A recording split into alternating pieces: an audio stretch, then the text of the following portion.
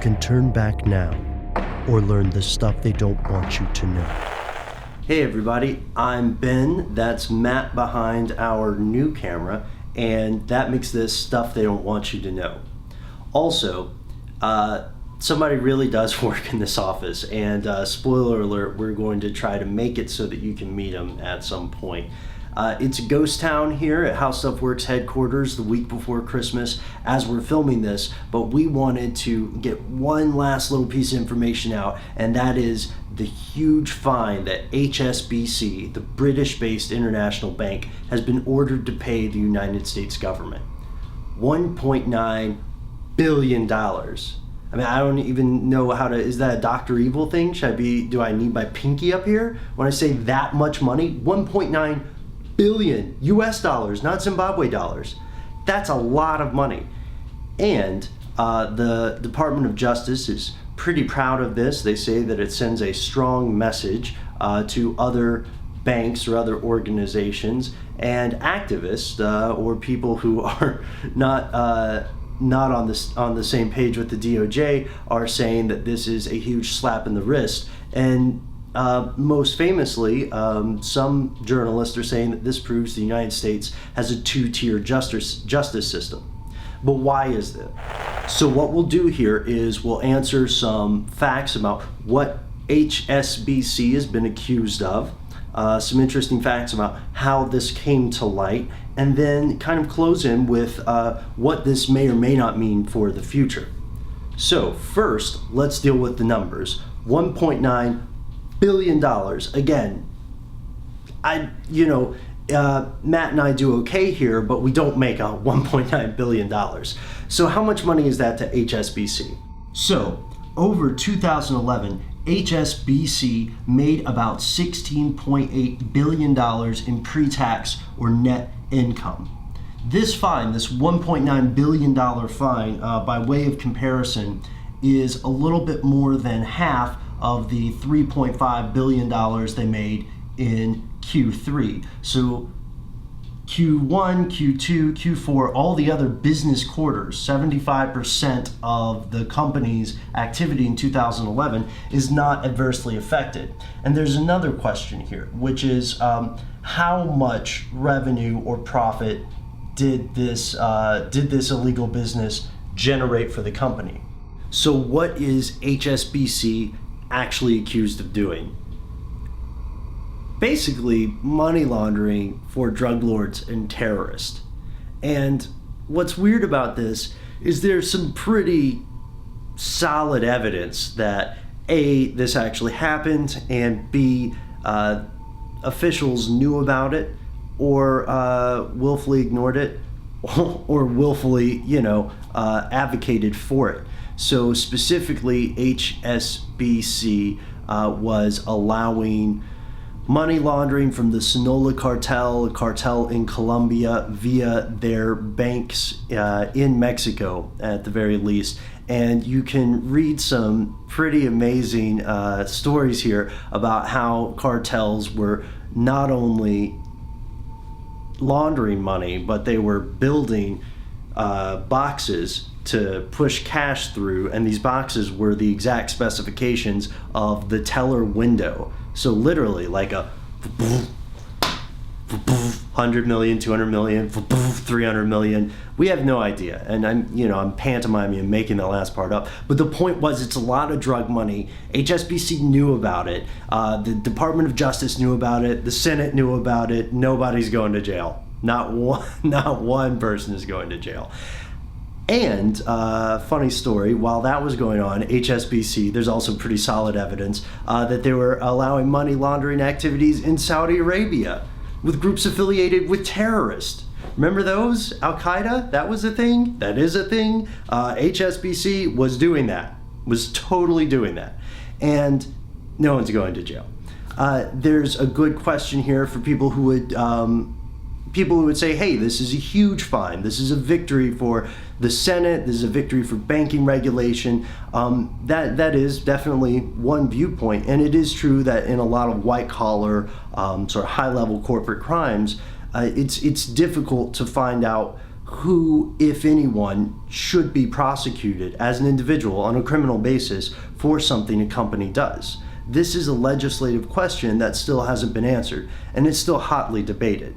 However, let's not forget that, as Matt Taibbi said in Rolling Stone, this happened in a country where people are going to jail for life if they have repeat possession of certain drugs. These are the same drugs that HSBC was also profiting off of. Immensely profiting, billions level profiting. And there are a couple of other wrinkles to the case that you might not have heard about. We'd like to tell you about them. Okay, so there are a couple of fascinating things about this HSBC case that might not make it to your local news story, right? First, this is not the first time HSBC has been caught with a hand in the cookie jar, money laundering wise. It happened once in 2003. It happened again in 2010. This is the third strike. So thank God there's not a third strike law for a bank, right?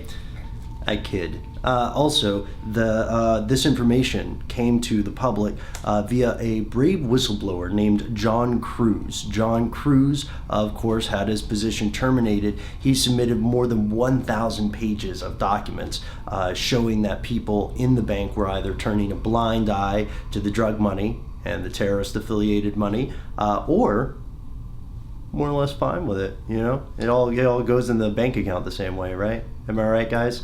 I don't know if they're watching this. So with this in mind, we begin to see why this decision is controversial. Sure, it's a lot of money, and to be fair, it's not just a $1.9 billion fine. Additionally, the executives will have to defer some parts of their bonuses during the 5-year deferred prosecution. Oh, and a deferred prosecution is, were you ever in trouble as a kid and your parents didn't actually put you in timeout or didn't actually really punish you, but they kind of went, That's deferred prosecution. That is your shake of the finger, you are going to get in trouble if you do this again. So think of it as a warning sign. And, you know, yes, we're being a little bit humorous about this, but these are the facts. And there's another thing, there's going to be an overhaul of the bank's internal regulation and monitoring service. There's been an agreement for an independent monitor of some sort to come in over this period. So the question that people are asking is, first, why are street level drug crimes or low level money laundering offenses punished by years in jail and fines in, you know, typical prosecution in the United States, whereas for money laundering at a bank level, there is a fine that is, as we said, a little bit over half of 1/4 of a bank's yearly net income, and no criminal prosecutions. This debate is ongoing, and we're going to see what happens with the rest of it. But for now, it is safe to say that even with all the variables, even with how difficult it can be to find an individual responsible for the actions of a company or the group of individuals, even with all this, what is becoming clear is that the justice system in the United States is maybe not as even of a playing field as our politicians and our voters like to pretend. Okay, so I know that's a lot of information fired really quickly, and obviously there could be a bit of a bias on our part. So to be absolutely fair, what the Department of Justice and the Senate say in the United States about this case is true. It is the largest prosecution. We can only hope it does send a strong message. And again, it can be difficult to attribute the violations of a large corporation to a single individual or a group of individuals. Let's just be completely fair. Let's also point out that this story is by no means finished. We've got loads and loads of stuff on this. We would love to do an episode in our original series.